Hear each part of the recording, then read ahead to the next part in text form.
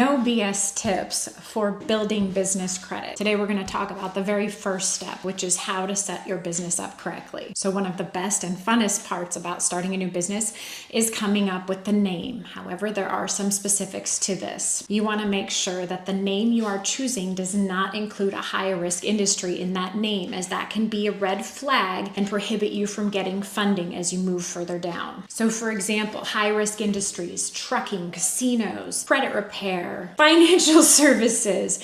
I wouldn't want to name my company Sarah's Finance Company, right? Instead, we're called Trufinco. I wouldn't want to name a trucking company Sarah's Trucking Company. Instead, I could maybe call it Sarah's Enterprises. Once you have picked a name that doesn't have a high-risk industry, you'll want to make sure that name is available across all platforms. You can check that at namecheck.com. Next, you are going to be forming your business entity with your Secretary of State. However, there are a few key pieces of information you will need to provide that you'll need to establish first. You will need to provide your business address. Most business owners that do not have a true brick and mortar choose to use a virtual address, an actual physical location for their business address. You'll need a business phone number. No, not your cell phone. You can certainly use a service that forwards to your cell phone but provides a different number. You'll also want to make sure you get that number listed in the 411 directory. You'll need to have a business website. It can be as simple as a landing page, but you do need a business website. A business email address. No, not sarah@gmail.com, but something using your domain name. So for example, one of ours is info@trufinco.com. Once you've done all of that, you've got your business entity set up with the Secretary of State.